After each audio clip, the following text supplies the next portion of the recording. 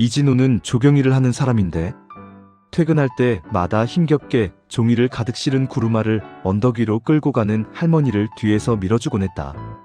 자주는 아니지만 저렇게 조그만 할머니한테 무슨 힘이 있다고 저 많은 종이 구루마를 혼자서 끌고 언덕을 오르나. 저 정도 나이면 이제 쉬면서 국가에서 제공한 연금만으로도 충분히 살아갈 텐데 라는 생각을 몇 번을 하곤 했다. 그런데 어느 날 비가 오는데 또 할머니는 종이를 가득 실은 구루마를 끌고 언덕을 오르는 모습이 보였다. 얼른 뛰어가서 이번에는 앞에서 끌어주는데 비에 쫄딱 맞은 할머니의 모습은 참으로 물에 빠진 생쥐꼴이나 마찬가지였다. 그래서 할머니 잠깐 세우시고 비 맞지 말고 한쪽에서 쉬세요 하며 구루마를 세우고 혼자서 끌고 올라가 언덕 위에 올려놓았는데 꽤나 무겁고 힘들다는 생각이 들었다. 이내 할머니가 구루마를 끌기 위해서 올라오시는데 그냥 혼자 올라오시는 것도 버거워 보였다. 도착하실 때쯤 비가 잦아들어 내가 물었다. 아니 이렇게 무거운 걸 언제까지 계속 하시려고 하세요? 이제 이 정도 하셨으면 그만하고 손주, 손녀들 돌보면서 사시지요. 진호는 이렇게 말해놓고 속으로 아차 하는 생각이 들었다. 자신이 할 말은 아닌 것 같아서였다. 그런데 그동안 말 한마디 안 하셨던 할머니가 처음으로 입을 열어 말을 하는데 나는 이 일을 죽을 때까지 할 생각은 없다우 총각 말대로 편하게 살고 싶은데 집에 있으면 몸이 너무 아파서 누워만 있게 되고 사람이 필요 없는 인간이 될까봐 하는 거유. 이어서 총각이 뒤에서 밀어준 게 벌써 3년이 다 돼가는데 너무 고마웠어요. 그래도 인사 한마디 못해서 내내 가슴속에 묻어만 두었는데 그동안 정말 고마웠다우. 모료 퇴근하는 길에 가끔 가다 한 번씩 밀어드리니 건데 신경 쓰지 마세요. 그럼 고생하세요. 인사를 하고 돌아서 집으로 향했다. 진호는 조경일을 하는 사람으로 퇴근할 때마다 힘겹게 종이를 가득 실은 구루마를 언덕 위로 끌고 가는 할머니를 뒤에서 밀어주곤 했습니다. 그는 자주 그런 모습을 보며 저렇게 조그마한 할머니에게 무슨 힘이 있다고 저 많은 종이 구루마를 혼자서 끌고 언덕을 오르나. 저 정도 나이면 이제 쉬면서 국가에서 제공한 연금만으로도 충분히 살아갈 텐데라는 생각을 몇 번이나 했습니다. 그러던 어느 날 비가 내리는 궂은 날씨에도 할머니는 종이를 가득 실은 구루마를 끌고 언덕을 오르는 모습이 눈에 띄었습니다. 진호는 얼른 달려가 이번에는 할머니 앞에서 구루마를 끌어주었습니다. 비에 쫄딱 맞은 할머니의 모습은 마치 물에 빠진 생쥐꼴이나 다름없었습니다. 그는 할머니 잠깐 세우시고 비 맞지 말고 한쪽에서 쉬세요라고 말하며 구루마를 세우고는 혼자서 끌고 언덕 위까지 올라가 놓았습니다. 꽤나 무겁고 힘든 일이라는 것을 실감했습니다. 이내 할머니가 구루마가 있는 언덕 위로 올라오시는데 그냥 혼자 올라오시는 것도 버거워 보였습니다. 할머니가 도착할 때쯤 비가 잦아들자 진호는 할머니께 물었습니다. 아니 이렇게 무거운 걸 언제까지 계속 하시려고 하세요? 이제 이 정도 하셨으면 그만하고 손주, 손녀들 돌보면서 사시지요. 이 말을 해놓고 진호는 속으로 아차 하는 생각이 들었습니다. 자신이 할 말은 아닌 것 같았기 때문입니다. 그런데 그동안 말 한마디 없으셨던 할머니가 처음으로 입을 열어 말씀하셨습니다. 나는 이 일을 죽을 때까지 할 생각은 없다우 총각 말대로 편하게 살고 싶은데 집에 있으면 몸이 너무 아파서 누워만 있게 되고 사람이 필요 없는 인간이 될까봐 하는 거요. 이어서 할머니는 말을 이었습니다. 총각이 뒤에서 밀어준 게 벌써 3년이 다 되어가는데 너무 고마웠어요. 그래도 인사 한마디 못해서 내내 가슴속에 묻어만 두었는데 그동안 정말 고마웠다우. 진호는 대수롭지 않다는 듯 답했습니다. 모료 퇴근하는 길에 가끔 가다 한 번씩 밀어드린 건데 신경 쓰지 마세요. 그는 할머니께 그럼 고생하세요라고 인사를 하고 돌아서서 집으로 향했습니다. 진호는 그 후로 할머니를 거의 한 달 가까이 볼 수 없었습니다. 그는 속으로 이제는 그만두셨나 보다라고 생각했고 잠시 그 일을 잊고 지냈습니다. 그러던 어느 날 퇴근하는데 가게 앞에 할머니가 휠체어에 앉아서 진호를 부르는 모습이 보였습니다. 할머니는 진호에게 총각, 오랜만이네. 이리 좀 와서 앉아요라며 자리를 권했습니다. 진호는 인사를 하며 할머니께 어디 아프신지 안부를 물었고 자리에 앉았습니다. 할머니는 진우에게 총각한테 할 말이 있어서 기다리고 있었다오. 내가 살면서 나를 그렇게 오랫동안 말없이 도와준 사람은 평생 겪어본 적이 없어서 내가 깊이 있게 생각하고 하는 말이니 기왕 지금까지 도와줬으니 앞으로 내 일을 본격적으로 도와주면 좋을 것 같아서 그래요. 라고 말했습니다. 진우가 조경일을 한다고 한 것을 기억하고는 조경일 하신다고 했죠? 라고 물었습니다.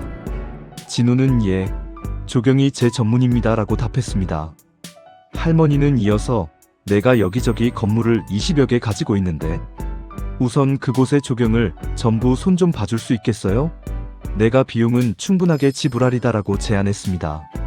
진우는 예, 건물을 20여 곳이나 가지고 계시다고요? 라며 깜짝 놀랐습니다. 진우는 예, 건물을 20여 곳이나 가지고 계시다고요? 라며 깜짝 놀랐습니다. 할머니는 진우의 놀란 표정을 보며 조용히 미소 지었습니다. 총각이 이렇게 놀랄 줄 알았지. 사실 나는 일가 친척이 하나도 없다우.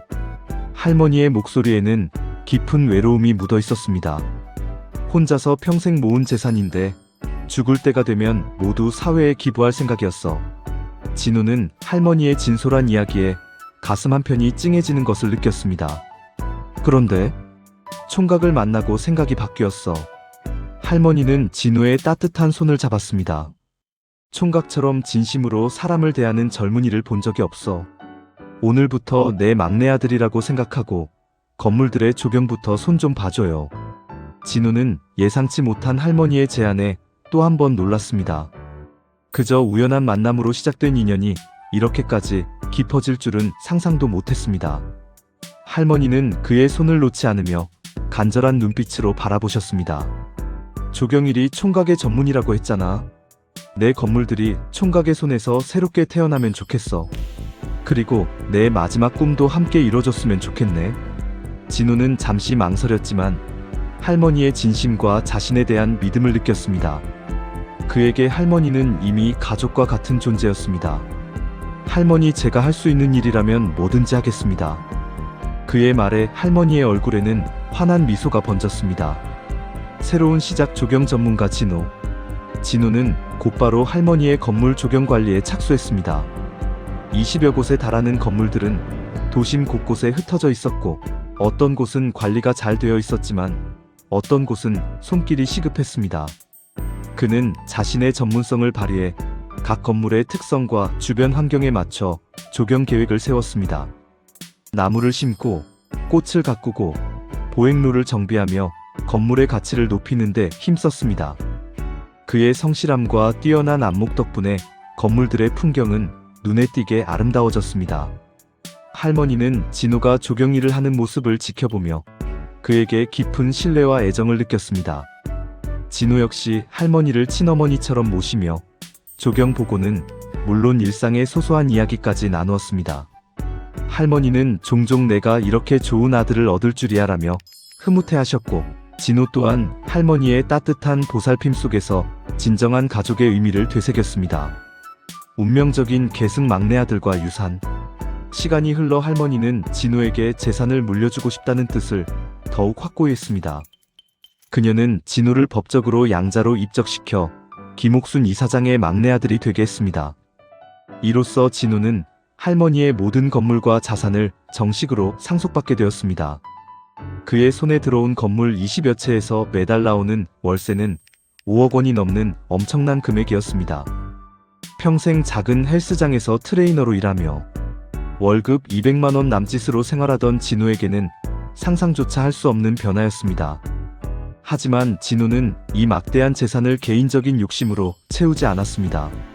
할머니가 평생을 바쳐 이뤄온 문화예술, 재단 한국문화예술재단 내 정신과 자신에게 항상 다른 사람을 배려하라고 가르쳐 주셨던 외할머니의 가르침을 잊지 않았습니다.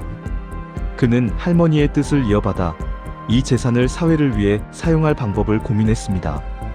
특히 앞길이 막막한 퇴직자와 사회활동에서 소외되기 쉬운 노인, 그리고 새로운 활력을 찾는 시니어 층을 위한 다양한 복지 생활 지원에 집중하기로 결심했습니다. 희망찬 시니어 재단의 탄생. 그는 가장 먼저 희망찬 시니어 재단을 설립했습니다. 이 재단은 은퇴 후의 삶을 고민하는 이들을 위한 재교육 프로그램과 일자리 연계 서비스를 제공했습니다. 한국 사회는 세대 갈등이 심화되고 있으며 고령화 사회로 접어들면서 노년층의 빈곤, 우울, 소외, 정서 불안 등 이른바 노인의 사중고가 사회적 문제로 대두되고 있었습니다. 특히 퇴직은 많은 노인들에게 사회와 강제적으로 분리되는 박탈감을 안겨주며 사회적 역할 축소, 경제력 상실 등으로 심리적 불안감을 겪게 만들었습니다. 진호는 이러한 문제들을 해결하고자 했습니다. 그는 전국 각지에서 퇴직한 전문가들을 모집했습니다. 건설 분야에서 평생을 보낸 퇴직자, 마케팅 분야에서 수십 년간 일했던 경력자, 그리고 은퇴 후에도 열정적으로 새로운 것을 배우고자 하는 시니어, 유튜버들까지 다양한 배경을 가진 이들이 진호의 비전에 공감하며 합류했습니다. 이들은 단순히 도움을 받는 입장을 넘어 자신들의 경험과 지혜를 활용하여 재단의 사업을 확장하는 주역이 되었습니다. 진호는 할머니에게 물려받은 건물들을 활용하여 시니어 복합문화 공간을 조성했습니다. 이 공간은 노인들이 새로운 문화를 능동적으로 체험하고 디지털 콘텐츠를 통해 다른 세대와 소통하며 고독감과 우울감을 해소할 수 있는 허브 역할을 했습니다. 이곳에는 시니어 크리에이터를 위한 유튜브 스튜디오, 치매 예방 및 인지 기능 향상을 위한 기능성 게임, 건강 증진을 위한 신체 활동 프로그램, 그리고 가족과 함께 즐길 수 있는 영화 감상 공간 등이 마련되었습니다. 또한 원예 치유사 김성우 씨의 정원 치유 프로그램과 같은 활동도 적극 도입하여 노인들이 식물을 돌보며 정서적 안정감을 찾고 사회적 연결감을 증진시킬 수 있도록 했습니다. 진호는 퇴직자들의 경험을 바탕으로 새로운 사업 모델을 구축했습니다. 예를 들어 한때 대기업 건설사에서 일했던 시니어들은 재단 소유, 건물들의 리모델링 및 유지 보수 프로젝트를 전담하며 전문성을 발휘했습니다. 젊은 시절 컴퓨터 교육을 받지 못했던 이들을 위한 디지털 교육 프로그램을 개발하여 시니어들이 스마트폰과 유튜브를 능숙하게 활용할 수 있도록 도왔습니다. 심층 인터뷰 결과에서 드러났듯이 노인들은 기존의 정형화된 프로그램보다 유튜브나 게임 같은 디지털 콘텐츠에 대한 선호도가 높았으며 이를 통해 가족과의 소통이 원활해지리라는 기대감을 가지고 있었습니다. 진호는 이러한 노인들의 욕구를 적극 반영하여 맞춤형 프로그램을 기획했고 이는 노인들의 생활 만족도 향상에 크게 기여했습니다. 사업은 상상 이상으로 빠르게 성장했습니다. 퇴직자들의 깊이 있는 경험과 진호의 젊은 감각, 그리고 무엇보다 사람을 진심으로 대하는 마음이 시너지를 일으킨 결과였습니다. 새로운 사업들이 성공을 거두면서 재단의 자산은 더욱 불어났고 진호는 그 수익을 다시 시니어 복지 사업에 재투자하며 선순환 구조를 만들었습니다. 그의 활약은 언론에도 자주 보도되었고 선행의 아이콘, 시니어 세대의 희망으로 불리며 사회적 귀감이 되었습니다. 따뜻한 작별과 이어지는 꿈. 할머니는 진호의 활약을 뿌듯하게 지켜보셨습니다. 휠체어에 앉아 재단의 다양한 행사와 프로그램을 참관하며 진호가 만들어가는 변화를 온몸으로 느끼셨습니다. 그녀는 진호에게 네가 내 막내 아들이 되어줘서 정말 고맙다. 내 마지막 꿈을 네가 이뤄주고 있구나 라고 자주 말씀하셨습니다. 할머니의 눈빛에는 만족감과 깊은 사랑이 담겨 있었습니다. 어느덧 세월이 흘러 할머니는 90대 중반의 고령이 되셨습니다. 그녀는 평생을 문화예술과 사회공헌에 헌신했고 마지막 순간까지 진호와 함께 의미 있는 삶을 살았습니다. 화창한 가을날, 진호가 직접 가꾼 정원 한가운데서 할머니는 평화로운 모습으로 숨을 거두셨습니다. 그녀의 유언은 간단했습니다.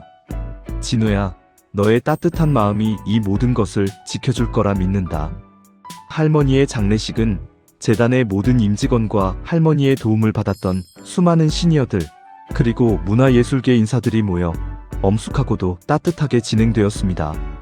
진호는 할머니의 마지막 말씀을 가슴에 새기며 그녀의 숭고한 뜻을 이어받아 더욱 큰 책임감을 느꼈습니다. 그는 할머니의 그림자에서 벗어나 자신만의 리더십으로 재단을 이끌어 나갔습니다.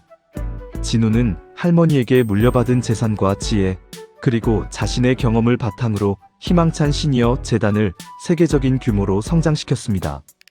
그는 퇴직자 및 시니어들을 위한 다양한 사회공헌 프로그램을 끊임없이 개발했고, 은퇴 후에도 삶의 의미를 찾고 새로운 도전을 할 수 있는 기회를 제공했습니다.